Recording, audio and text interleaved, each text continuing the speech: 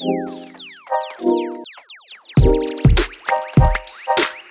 hey, listeners, welcome back to the River Valley Podcast and this episode of Millennials and Their Laptops. We are here. I promise you, proof, we are not playing Oregon Trail on our screens or doing whatever people do with their laptops. These are our note takers today. Got a lot of good notes here with us today. To my right, you might recognize him. He's been on the podcast once before. My man, Andrew. Andrew, how are you? I'm well, Tim. How are you? I'm good. 1 to 10 scale. Where are you at? 1 to 10. Let's go with a solid 7.3. Okay, cool. Room for improvement, but Yeah, not bad. You take it every day of the week. Yeah, we're just steady. Yeah, I'd say I'm going to copy you. I'd be right there, too. Solid day. Well, so real quick, you have been on the podcast, I believe, once before. I had you, Michael, and Rach on for a really cool worship leader podcast. But for the listeners that haven't been watching that long, who are you? What are you doing here? Well, first and foremost, I am the Redwood Chili Warrior. If you're keeping up with that. If not, you should. That's look the it first up. item on Okay, the... that's number one on the job description. No, so I'm out at Redwood, so I'm the worship leader out there. I'm kind of Tyler's right-hand man as far as getting stuff done and handling things out there. So it's a good time. I love what I do. So he's left-handed. Does that mean that there's a demotion that yours right-handed? Oh, absolutely. Yeah, there's a hierarchy. I know my place. I was just trying to flex that I actually knew what hand Tyler was. I forgot. Information that has never done me anything. So that's cool. Yeah, no, I know Redwood is super blessed to have you. You are a man. You wouldn't say this of many, many skills, one of which is being here on the podcast. And so... that's yet to be determined. Give it time, Tim. Listeners, kind of what we're doing this year for the podcast. This is our third one of 2023. So, if you joined us last time, going to be Nat and I are going to be doing a stories podcast, right? Picking stories from members in our church. A lot of really cool ones, a lot of cool stuff I'm excited about on the docket. But for this first podcast of the month, I have asked the staff to each come up with a topic that they're passionate about, that they want to talk about. And join me and talk about it. So my man Andrew has stepped in with a pretty cool topic, and if you want to, kind of explain why the topic, what we're going to be getting into for the next 30, 40 minutes, and what your hope is by the end of this podcast. Yeah, so I'm very blessed with a beautiful wife and 4 children. And I love them dearly, and every night we do like a little Bible study time, and so we're reading through Luke.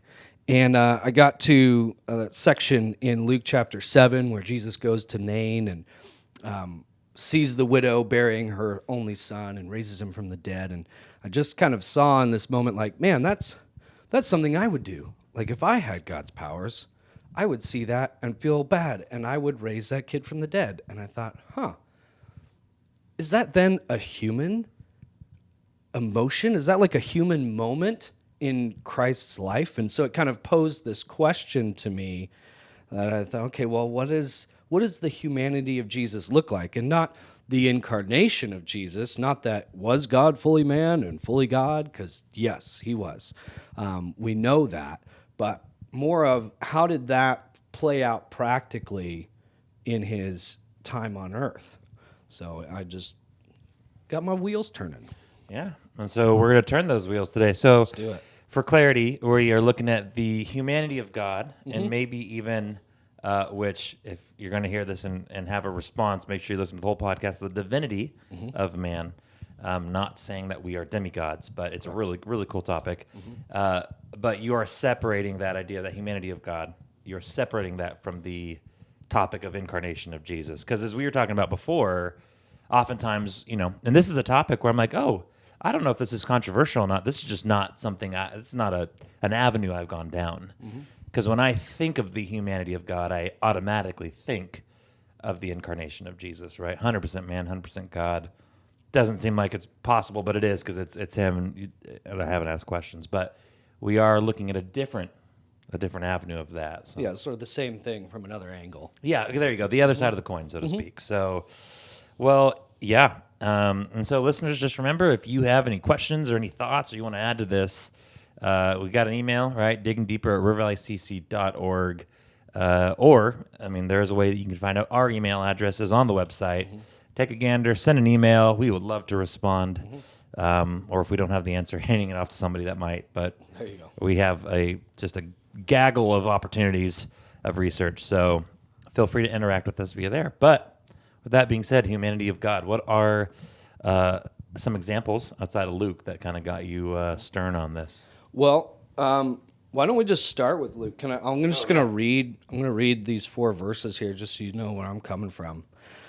And it happened that soon afterwards he went to a city called Nain, and his disciples were going along with him, accompanied by a large crowd. Now as he approached the gate of the city, behold, a dead man was being carried out, the only son of his mother, and she was a widow, and a sizable crowd from the city was with her. And when the Lord saw her, he felt compassion for her, and said to her, "Do not cry." And he came up and touched the coffin, and the bearers came to a halt. And he said, "Young man, I say to you, arise." And the dead man sat up and began to speak. And Jesus gave him back to his mother.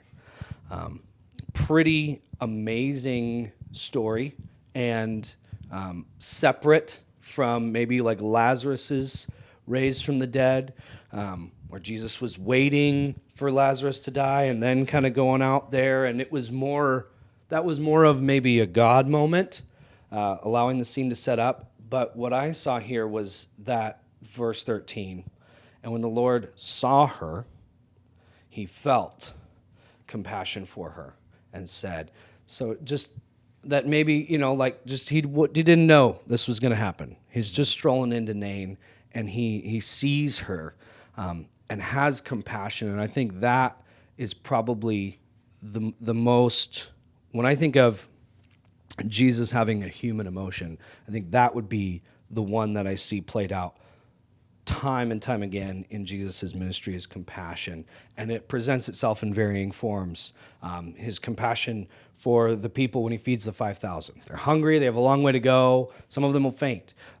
His compassion in Matthew 9 when he sees the crowd, and they were distressed and downcast like sheep without a shepherd. And that's when he gives, the harvest is plentiful, but the workers are few, that he feels so much compassion for these people. He's like, we need more Christians. We need more people out there talking to these people. And so this is kind of what I see, because I think a lot of people look at the concept of God as, which he is, right? Like the being that's just over all and knows what's going to happen, and kind of like he just gets the world spinning, sets it on its thing, and he knows, but he's just somewhere else. But we see here Jesus just being involved in the moment of seeing, and then the emotional response of feeling and compassion, and then action. No, I love it. So with that, and yeah, so with that, what, seeing these examples of Jesus, what do you think this tells us or shows us about God? And does it take away from the divinity of God at all? No, I don't think so. I think these are ways that we can farther relate and closer relate to him. I think even from a secular humanist point of view, if you say somebody's a good person, right, you hear that a lot. Oh, he's a good person. What does that mean? And that normally plays out the same way. Oh, he sees people hurting and he does something to help. He's a good person. And so we see that even that shared from an atheist view in Jesus, but being God then gets to act miraculously in those moments of goodness. So it's something that, which we'll get to a little later, but that we share too. Do you kind of remember the first time where you really recognized the humanity of like Jesus? I don't know, kind of like one of those where were you moments, like, because we do think of God's on the throne, he's the king, he doesn't relate to us, he doesn't do any of that. Do you ever like, and you might not, and that's fine. Do you remember the first time where you were like, wow, like he knows what I'm feeling, he shares that compassion for me? I don't know, that was a random question. But. Yeah, no, that's good. Well, let's get into it, Tim. Let's throw it way back. This isn't in the notes, but you spurred it on. So That's what I like to do. yeah, let's do a little testimony run through here. So when I was a kid, kind of grew up with the greatest family in the world, but outside of that, just had a lot of conflict. So, sexually abused by my neighbor as a really, really young dude, constantly bullied and put down. So basically, it got to the point when I was about 9 that I wanted to die. I didn't know what suicide was, but my 9-year-old thought, oh, well, life would just be better if I was dead, which doesn't make any sense. But it kind of continued on and got to the point where I didn't believe in love. I didn't believe that God cared. I didn't believe that he knew that I was hurting, and that I was nothing to him. And there was an amazing moment that happened when kind of all this got unveiled and my parents found out about it, that we went and with a group of people began praying. And I just went back to that place in my mind. And the question was asked to me, who do you see there? Do you see Jesus there? And I remember seeing Jesus there. I couldn't see his face, but I could just see him. And what is he saying? And I didn't hear anything, but I just felt that he was saying, I love you, I love you, I love you, I love you, over and over and over again. And I think that was that first moment of, he does love me. He does know me. He knows what I feel. He knows how that makes me feel. And he knows what I need to then come out of that. So that connection that's not outside of, that is outside of me, but is also right with me. Yeah. Right? Wow. Is that kind of what you're Yeah, no, asking? that works perfectly. Well, and that kind of, I think that either sets up or literally answers the next question I had is, why is this important to us as Christians? And if you have more to add to it, but that idea of like, why is the humanity of God so important to our Christian walk? Now that's a great example, but do you have anything else to? Well, and I think that's just important to remember that Jesus laughed, Jesus wept, Jesus had these experiences. He was tempted in the desert, and he was hungry, and he was tired, and he was thirsty, and he has been in extreme physical pain and had moments, I'm sure, of just incredible joy. And so that really feeds into that concept that no matter where we are, where we've been, where we're going, Jesus has been there too, and he understands. And that's like that Luke 7. If you're burying your son and you're all alone, Jesus sees you. He knows what that's like. Yeah, I know, a big thought, and you said it, like, that idea that Jesus was exposed to all temptations and then all non-sinful limitations that we had as well, and that idea that, like, there's sins that we feel like we're exposed to, or temptations that aren't, for whatever reason, just because of their modern emphasis, are not in the Bible, but to think that, like, it's true that Jesus has experienced every temptation, right? Like, been exposed to. There's nothing we would go through where Jesus, I missed that one. I don't know what to do. So, yeah, I think that's very real. That he understands us, right? I think that's the answer to that question. Yeah. So I do kind of want to circle back because I feel I don't want to confuse our listeners or ourselves, that difference between the humanity of God and then our conversation about the incarnation of Jesus. Would you agree, though, that Jesus on earth is our example of the humanity of God? Would you agree with that statement? Yes. Yeah, right. No, because I know we set that the disclaimer. That wasn't a trick question. Yeah. Wanting to talk about the humanity of God, and all right, where this is a separate conversation for the incarnation of Jesus, but I do feel like we're kind of talking about those both simultaneously, but with the idea that Jesus and God are, in fact, the same person. So yeah, and I think that's where you can, and this will be a Yeah, nice right. segue. See, Yeah. This is where you get into trouble when you look at Old Testament Right, let's do it. moments. So Take us there. let's talk about it, because I think a lot of people will look at. I have 3 pulled up here: Exodus 32, Genesis 22, and Genesis 6, where God either changes his mind, or he regrets, or he repents. And so people look at that and go, well, God has had human attributes for forever, and he is not immutable, and he is not all this, because that's what it says. So I think it is important to take a moment and kind of debunk these Let's debunk these these myths. So first, I think it's important to know that the Bible is written using anthropomorphic language. That's a big word meaning the attribution of human characteristics to a behavior of God or an animal or an object. So in man's best way, we're trying to explain what God's doing. At the end of the day, men had to use men terms to write about God, right? Right. Yeah. So I think I'll go to Exodus 32 because I think that's a good one, and I think it kind of lays out for us what this looks like. So Moses is on the mountain, and the people just made the golden calf. It says, "And Yahweh spoke to Moses, go down at once, for your people whom you brought up from the land of Egypt have corrupted themselves. They have quickly turned aside from the way which I commanded them. They have made for themselves a molten calf and have worshipped it and have sacrificed to it and said, 'These are your gods, O Israel, who brought you up from the land of Egypt.' And Yahweh said to Moses, 'I have seen this people, and behold, they are a stiff-necked people. Now let me alone, that my anger may burn against them, and that I may consume them, and I will make you a great nation.' Then Moses entreated the favor of Yahweh his God." And then he goes through this, and then in verse 14, so after Moses talked, verse 14, "So Yahweh relented concerning the harm which he said he would do to his people." And some other translation would say he changed his mind. So what is happening here? I see a couple things. First of all, I see in verse 10, he kind of puts Moses in a weird spot where he says, "Hey, I'm going to kill all of them, and then I'm going to make you a great nation."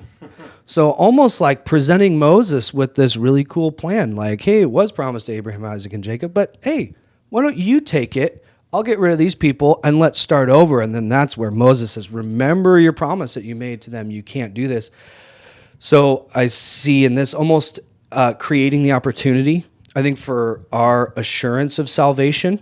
That assurance comes from being tested and tried and coming out of that faithful.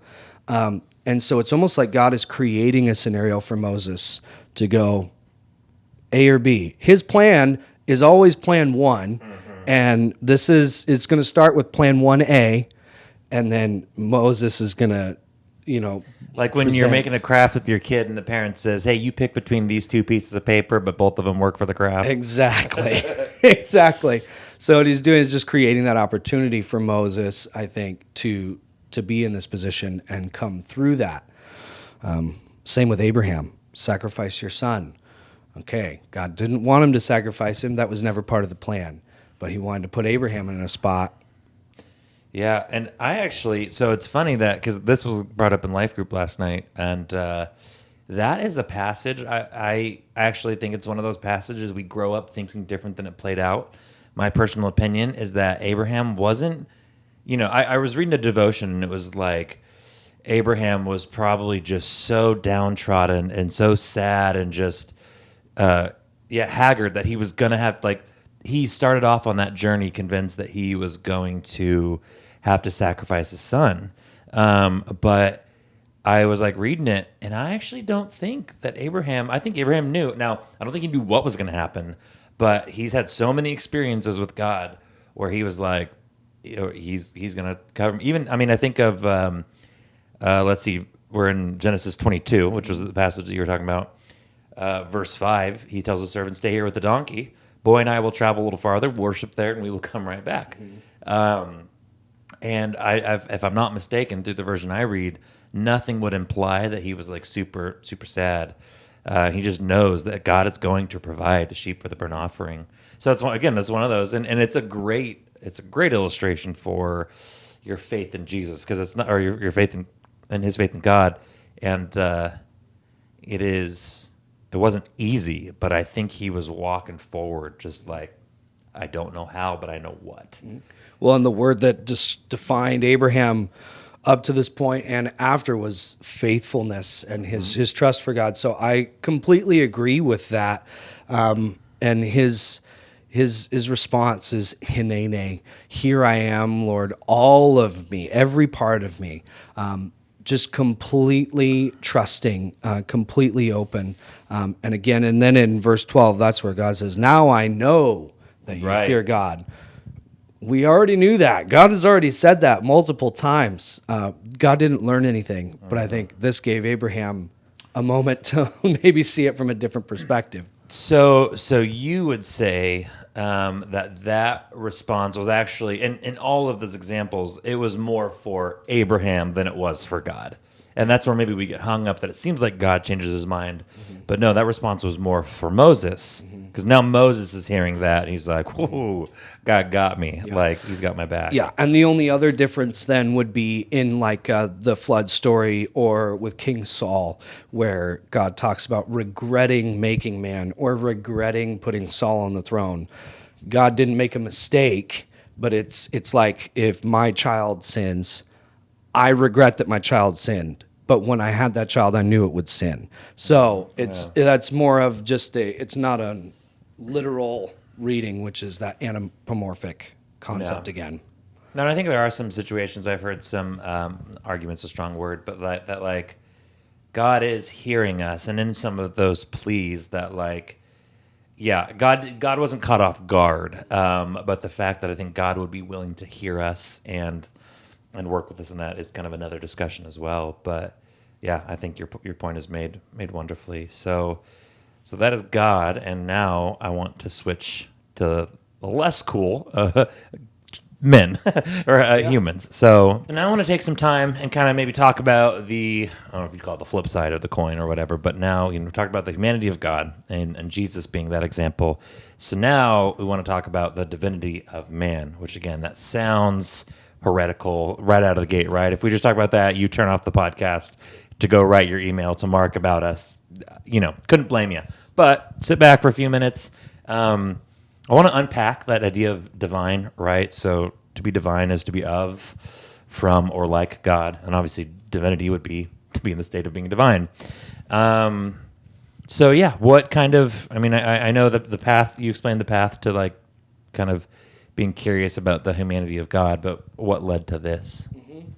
So I think this is important because without a divine nature in ourselves, we can't then relate to God because we're completely outside of who God is, which is why back in Genesis that we are made in the image of God. And he will let us make man in our own image, right? In our image, we shall make him. This is then that connection. So how does that play out practically? So morality is a huge part of that, the ability to reason, consciousness, understanding that we're aware, the ability to love and have relationships, just even in the fact that we're eternal. All of like those kinds of things then encompass what that means to be divine. And like you said, not that we are gods or small gods or a form of God, but that some of those attributes that are of God, we also share in. Okay. Yeah. So where Jesus is 100% man, 100% God, we are 100% man, 0% God. Correct. But what you're wanting to spend some time and look at is that we do have these the attributes that are similar. So that kind of answers a question I had for you, but you kind of answered it. What would we say to somebody that says those two words, divinity and man, are exclusive? Your answer would be, well, we are made in the image of God. There are attributes. Right. And depending on how you look at it, yeah, you could, yes, if you look at divine like we are God, then yes, no, we're not part of that. Right, you're right, all. Yeah. But that we are different from a dog because we have conscience, because we have morality, because we have these things. Okay, and you were talking a little earlier. What does this idea kind of say about our purpose here on Earth? Mm-hmm. Yeah, well, and I think that's the big kicker, because what's the point of the image of God? What's the point of having a moral compass and the ability to reason? And that is to create and facilitate purpose. And that's the question that man has been asking forever. So Shakespeare did it so beautifully in Hamlet, and I wrote it out because I like Shakespeare, and I'm going to read it because he's the best. So the famous monologue, to be or not to be, that is the question, whether 'tis nobler in the mind to suffer the slings and arrows of outrageous fortune, or to take arms against a sea of troubles and by opposing end them. To die, to sleep perchance, to dream, aye, there's the rub. And here's where we get to the good stuff. For in that sleep of death, what dreams may come, when we have shuffled off this mortal coil, must give us pause. There's the respect that makes calamity of so long life, that the dread of something after death, the undiscovered country from whose bourne no traveler returns, puzzles the will and makes us rather bear those ills we have than fly to others we know not of. Thus, conscience does make cowards of us all. Summarize that for those of us that may have gotten lost. Oh, totally. Love it. So basically, it's what's the point? If I'm going to suffer and fight through life, right? Whether it's his nobler mind to suffer the slings and arrows, to pursue, to push, to fight for what? To die? What is death? What is after death? And then death, the fear, and that consciousness, that understanding of death and the eternality of death, that makes cowards of us all, because who knows, right? That would be the humanist response to that. What is my purpose? I don't know, but I'm heading to the end of it, and okay, good luck. And that's the beauty of faith in Christ, is that we don't have to cross our fingers, and that, like Paul longs for death, right? But it's better for me to be here with you now, because you need me. But I'm stoked. Like, I'll go whenever. Like, God, just here I am. Let's do it, because we have heaven in store for us. We have an eternity with Christ ahead of us, and that's the joy of our existence. No, totally. So again, I think you quickly referenced, but I'm even laying out some of those attributes that you would say in making us in God's image. What are some of those attributes that you were referencing? Yeah. I think you said some of them, but it was kind of more in passing. I want to take a minute to pile them out. Sure. Well, I think the concept of morality is very much a big part of it, and is something that plays out interestingly as well, because that it is divinely given. It's like we see in Revelation at the very end, that the Holy Spirit is removed and all morality disappears from the earth, and it plunges to absolute total chaos, and then Christ comes, right? So that's an interesting perspective, that's constantly given by God, and which then you might argue, then what is the divine? Is it a constant thing? Do we actually have it? But we won't go there. Let's not do it. All right. Don't make me do it. So that would be a good one. The understanding of self, right? Basically, things that separate us from animals. An evolutionist would say we are an animal, and I would say, no, you're wrong. We are made in the image of God. The animals weren't. And so what are those separations? Yeah, okay. So that makes sense, yeah. All right, well, I definitely want to give you the chance to maybe share any more thoughts that didn't get out in the last 25 minutes, but kind of that overarching question, why does this mean anything to us, right? Like and I think it's all great stuff, right? So asking the question for how is this going to change my life as a believer when I wake up in the morning? Right. So, one, I think we can go back and finish up purpose, because I don't think I unpacked it 100%. Yeah, go for it. And because that's the point, that God created us in his image. He lived life on earth here as a man, setting the example for our purpose. Yeah. Like, this is who you are to be. And so that then is our charge, and our answer to Hamlet's question is we are to be like Christ. We are here to glorify God, to give him praise, to be the mirror that reflects Christ to an unbelieving earth. And that's our purpose in life, and that purpose has always been under attack, and I think even more so now than ever before is under attack, very blatantly, with the Grammy performance the other night, just very satanic imagery. I actually have Yeah, go for it, because we were talking before, and that idea of we do have a purpose and we have a calling, but obviously with the nature of sin, there is a very strong counter attack Right. that happens, and as God gave us the example of Jesus for what full obedience looks like, and as we know we'll fall short of that, and we have the salvation of Jesus, the world has given us a lot of enticing examples of walking the other direction. Right. And up till very recently, that's been a very subdued thing, even not very in your face, but well, you don't have to pay attention to God's purpose. Just, a little flaying or a little this or this little sin is not a big deal. And I think what we're seeing now, and it's just important to be aware of, is that it's not hiding anymore, and it's not. It's just very brash, and it's very in your face, especially for whatever reason in music, seems to be coming out the strongest, just with satanic imagery in music videos, lyrical concepts. There's a song from a band called Lamb of God, interesting enough, and they have lyrics like, "Can we still be saved? No. Does your God hold a place for us? No. Is there time to repent? No. Will we rise from the dead? No. Can these sins even be forgiven? No. Is there still hope for us? No. Were we ever even alive? No. Is any of this even real?" Just a total list of lies to get people who are in a desperate spot to believe the absolute worst possibility. And it's permeating culture now, and we're seeing it on live TV. That's just kind of what we're talking about with the Grammys.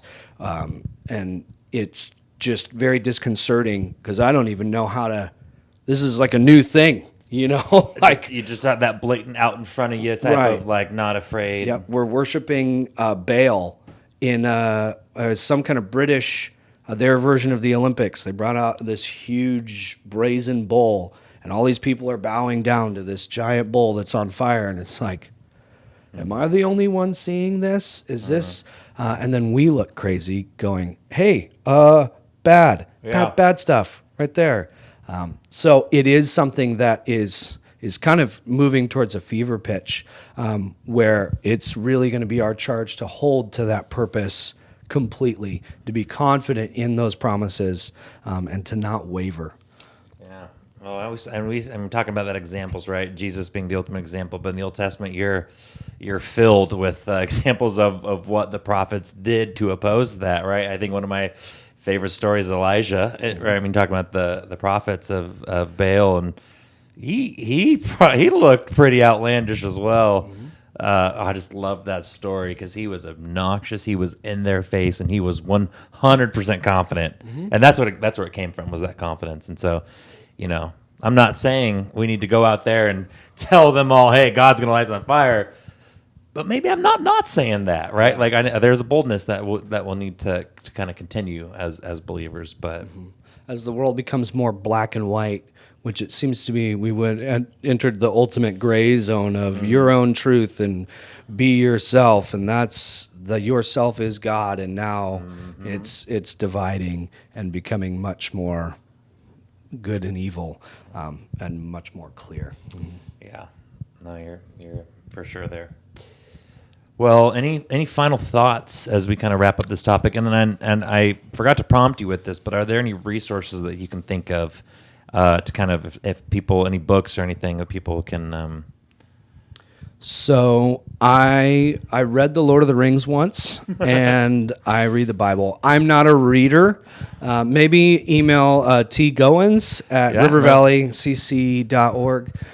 He likes to read and knows a lot of books. I do not have any great resources outside of the Bible. Yeah. And I think ultimately, when you're talking about attributes of God, I think that's probably the best place to look anyway. Yeah.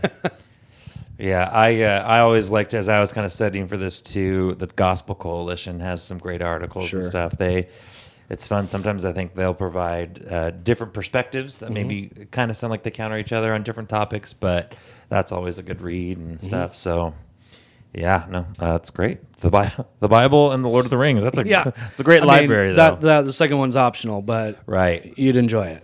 Guaranteed. A lot of parallels though. So. Sure. Yeah, 100%. We should do a podcast on that. 100%. I want to be in on that. Yeah, all right, for sure. No, Make it happen, Tim. there'd be a big group of our staff, I think, that would love to go in on that. So, all right, parting words.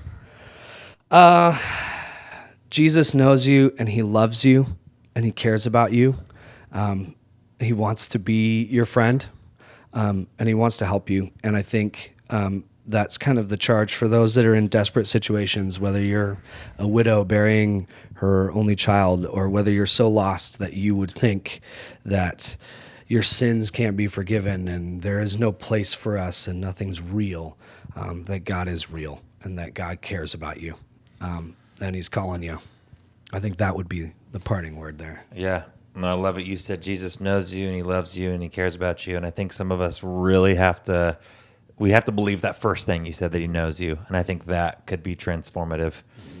The deep recesses of your life, he knows. He knows the part that you try to hide from everybody. He knows. And I think once you can come to grips with that, and then that the second thing is true as well, that's a game changer. Yeah. So, yeah, well said.